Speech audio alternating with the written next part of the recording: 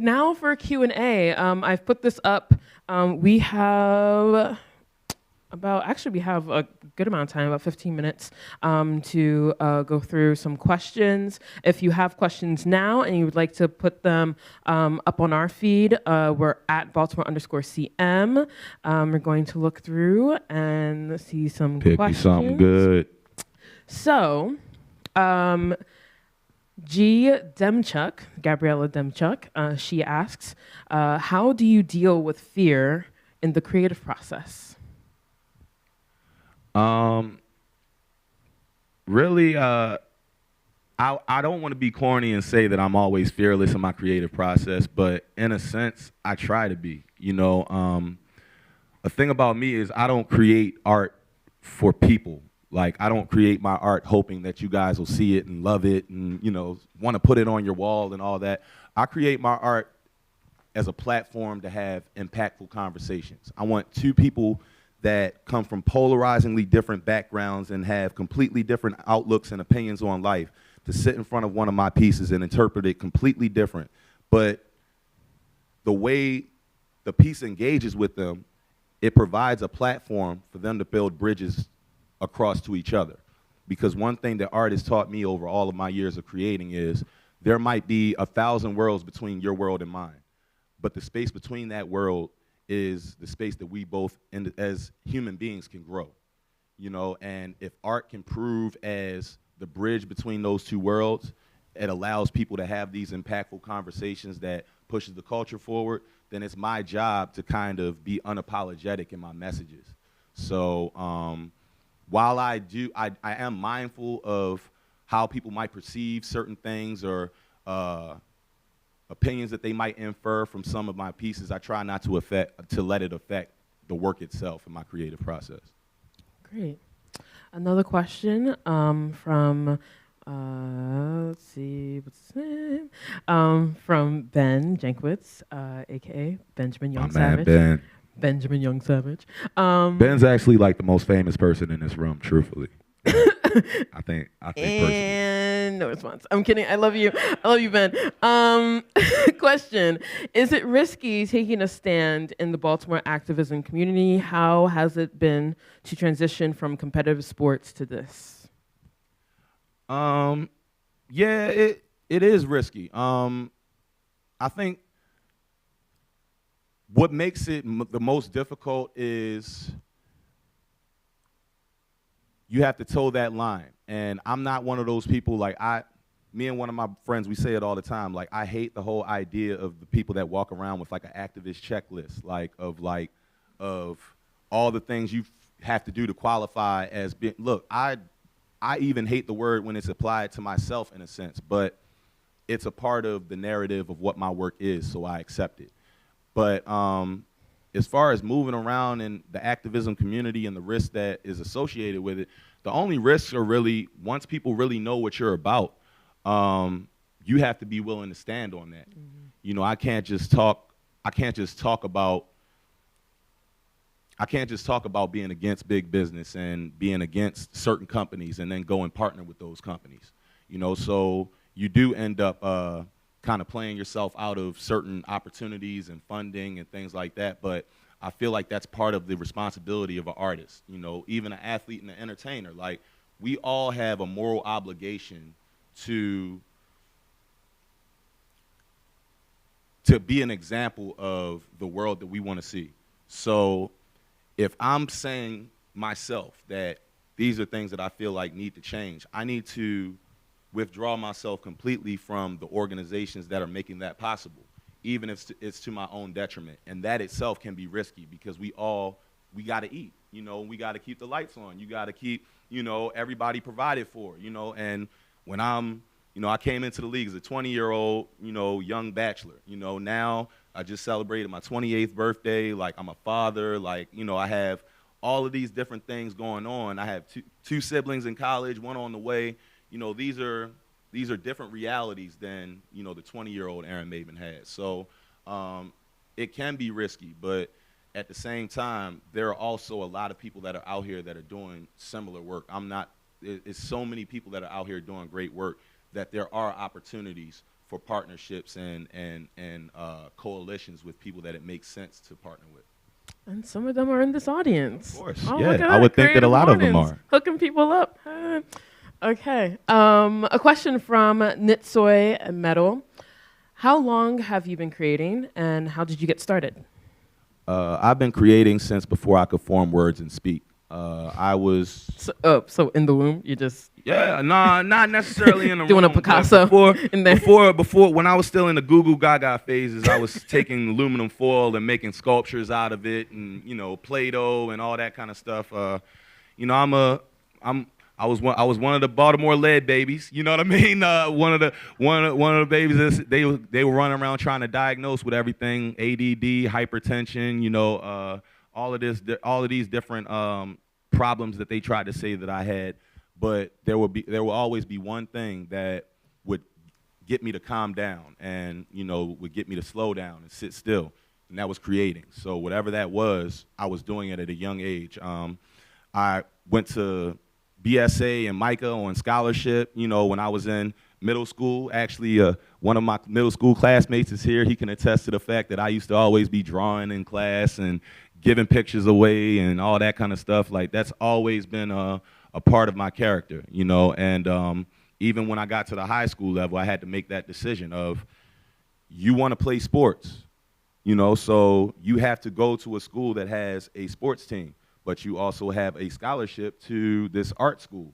So I would go to a public school during the school year, and during the summertime, I would go to Micah and, to different places on scholarship and take classes. And I then majored in, bless you, no problem, Queen. I then majored in art and communications at Penn State University, so this has always been a life's passion and pursuit for me. This is not like, I think that when a lot of people first heard about the transitions that I was making, they were under this like crazy idea that I just woke up one day and said, I think I'm gonna draw and paint, and I think I'm gonna do this now, like see how good I am at it. No, this has been a lifelong pursuit for me. So football was never a certainty, but I knew that regardless of whatever I accomplished athletically, that I would end up in some way, shape, or form in the creative sector.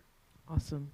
At the Melrose EXP, Giselle Melrose, she asks, if you could give any advice to your former self about taking this leap, what would you say? You guys have good questions. Yeah. This is a great day for me right now. Wonderful question. Yeah. Man. If I could talk to my younger self, I would advise myself to breathe. I'm a type A type personality. I'm kind of one of those extremist type people. I'm all in with whatever I'm doing, and I get really emotionally invested in everything. But one of the best pieces of advice I think I ever got was from my father, of course, and we were sitting one day, we were visiting with each other, and whenever we visit with each other, we always try to get some alone time, take a walk somewhere, just me and him, and he said to me, I really hope that you're taking enough time to kind of appreciate how unique and blessed, your life has been. You know what I mean? And I really hope that you're not allowing all of the outside influences to rob you of the joy that you should have over a lot of what you're doing, and I hadn't really, and that was really one of the first times that I started to make a conscious effort to, kind of, for at least a certain amount of time every day, block out everything that's going on, all the shows, all the obligations, all the people with their hands out asking for money, all the organizations that you're like, and just take a moment to breathe. You know what I mean? Because when you have a lot on your plate, and when you're a type A personality, and when you're so heavily invested in so much, if you forget to kind of take self-inventory every now and again, you'll burn yourself out. And I've done that before. And You know, that's something that's not hard for me to do. I'll be working so hard on so many different projects in a day and forget to eat. Like, I'll realize, yo, it's 11 something at night. I haven't eaten once. Like, what the hell is wrong with you? Like, but that's just who I am, you know, and I understand that. But one thing that I realize is that in order for this ship to keep moving, in order for me to do what I'm able to do for all the people that I do it for, in order for, you know, my siblings to be good, for my kids to be good, for their mom to be good, for, you know, for all of that different stuff, for all of that to keep moving, I have to be good.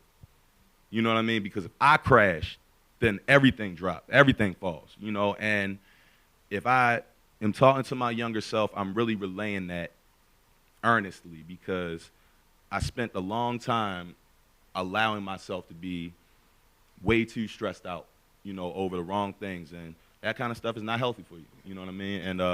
And I feel a lot better now. I think that I'm a lot happier now. You know what I mean? And those are things that I wouldn't be able to say if I hadn't really kind of taken that self inventory and started to shift, you know, those thoughts a little bit. From Elevated Element, growing up in Baltimore City schools, were you always into art, or was there a moment or teacher that sparked that interest? I, of course, was always into art and into the fact that I was creating, you know, from a young age and all that kind of stuff. But truthfully, art was never cool. Like, you know, I got somebody in this room that was in middle school. Like, I was far from Kendall. I was far from the cool guy when you knew me, and you know, I was the big goofy kid that, you know, never had any shoes that was worth over $80, and you know what I mean, was always walking around sketching and drawing and talking about, you know, how he was going to play in the league one day and all this kind of stuff. Like, it wasn't cool when I was younger to be an artist and to be creative and all that kind of stuff, especially in the Baltimore City school system environment. It wasn't really until I moved out to the Howard County area and I was exposed to a different school system that allowed me to really explore different avenues of my education, that I really said, okay, this is something that I can let it be known to everybody that I do. Like, I wasn't trying to hide it, you know. I felt comfortable. But also that was like, you know, around the time when sports was starting to pick up. So as soon as everybody realized that I was a good athlete, then okay, yeah, he draws. That's his thing. Like, let him do that. But yeah, he play good today though. You know, so once I got to that point, it became more accepted. So I think that's one of the things I think I'm proudest of. My generation has definitely made a major contribution to making art and creating cool again. You know what I mean? We're trying to shift this culture completely, and you're starting to see it be the new fad now to be an artist or to be a writer or to be and I'm cool with that. Yeah, like, I'm not one of those guys where I say, I've been doing this my whole life. You're not a real artist. You haven't put your due. No, like, I think everybody has a story to tell. Everybody has something within them that they need to share with the world. So I'm all for that. And I love the fact that when I look around, I see people being open and accepting about being a creative mind. And I would love to see that trend continue and to keep picking up steam so that we can make this thing something that our kids think is cool from the get-go. You know, and you don't have kids that are trying to stifle their own voices just to fit in, or, you know, just not to stand out in the wrong way. So we have a little bit of time left. I want to get these 4 questions in. Can we do that? Let's do it. Okay. So Sydney asks, how would you encourage young people to be vulnerable and to take a risk and take that risk? Really, it's about, for one, knowing yourself. You know, a lot of our kids don't try to really know who they are before they start going out and looking for acceptance from other people. You know, we spend our whole lives, like, I forget whose quote this is, so forgive me for stealing, but, you know, we go out and spend money that we don't have on things that we don't need to impress people we don't even know or like or care about, you know. And when I think about that, it really is something I take back to my childhood, the whole idea of just wanting to feel accepted and wanting to feel like everybody likes you and you're everybody's friend and you want to please everybody. Like, it's never possible. You know what I mean? And when I got to a certain age, I had to realize that, yo, when you look in the mirror, you got to like what you see. Like, I could give a damn if anybody thinks that I'm attractive. I know I look good. I don't got to have nobody tell, because when I look in the mirror, I'm comfortable with what I see. You know, I'm comfortable in my own skin. I'm not bending over for anybody. I'm not trying to fit into anybody's perception or definition of what success is supposed to be. I reserve the right to define that for myself. You know, I reserve the right to define or to share myself with other people. Like, I'm not trying to make you comfortable. It's not my job when I walk into a room to make everybody comfortable. Not with my blackness, not with my hair, not with my attitude, not with my way of communicating. No, it's my job to be myself and to be comfortable in that, because before I can go out and look for validation anywhere else, I have to be able to self-validate. So for any kid, they have to be comfortable with being an artist, with being a writer, with being an intellectual. Like, we don't really need too many more athletes. Everybody, you know what I mean? Tupac was saying that years ago. Like, we need intellectuals. We need critical thinkers. And the only way you allow an environment where that can grow is when you make it cool to express yourself. You know what I mean? We have to change the culture by flipping the whole idea of how we handle everything from rejection to self-assertiveness. You know what I mean? Like, when you look at the issues of violence of men against women, a lot of that is internalized BS. You know what I mean? A man cannot take rejection in any form for any person. He can't be made to look weak or inferior. So when a woman walks down the street and a group of guys is giving her catcalls and the one guy says something out the way and she rejects him, now he feels like he's got to go out of his way to degrade her or to present bodily harm to her. That is internalized BS that we all allow to fester throughout our whole lives without checking it. And we have to start checking it. We have to start checking each other and start asking each other questions and really caring about the answer. If I'm walking down the street and, you know, I run into somebody and I say, "How you doing?" I wait around for the answer. This isn't a formality.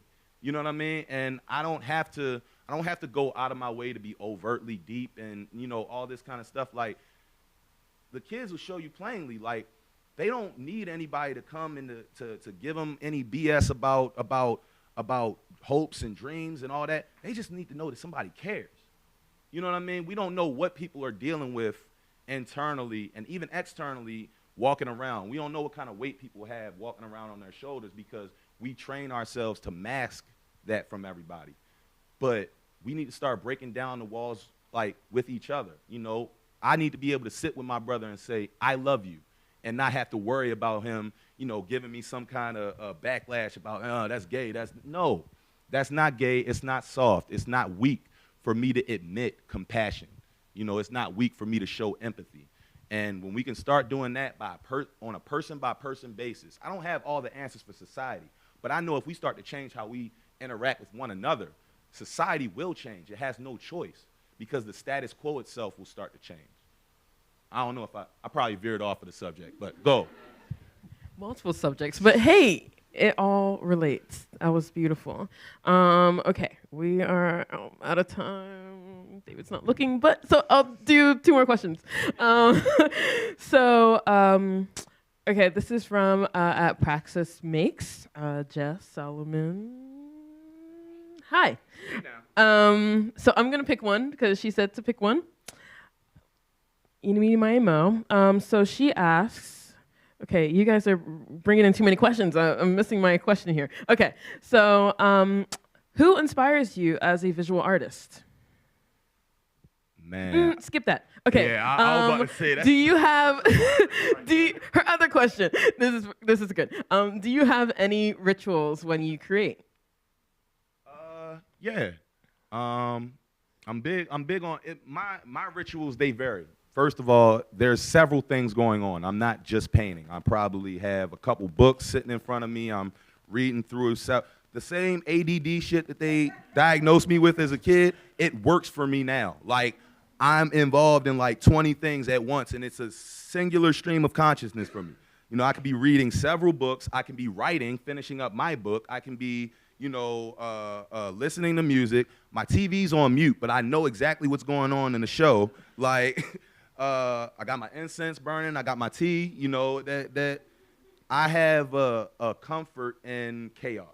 You know what I mean? And organized chaos is more like it, because people will come. All of my friends that are creators, they just show up at the studio when they know I'm home, because they know if I'm in there, something's going on. Like, you know, they can come here. If they're a musical artist, they can get some writing done. If they're a visual artist, they can bust a canvas open. Like, you know, this is just, that's part of my creative process, not restricting myself to just one thing, but constantly, like, working on several things at once. Okay. Let's see. Last question. Okay. This is from Water and Oxygen. Will. Hey, Will. So was there a moment that you took a look back after your transition and thought, this wasn't a good idea? And if so, how did you get over that? There's a lot of times where, like, you know, in the barbershop, you know, in the gym, you know, every now and again somebody will run up to me and they, you know, Aaron, 28 years old, man, you still cut up, you know, you don't want to get back out there. And no, like, I really don't, you know. And I say that not because I don't miss the game, because I do. I miss the hell out of the game. There's no way that you can dedicate that much of your life to something and not have a void there when it's gone.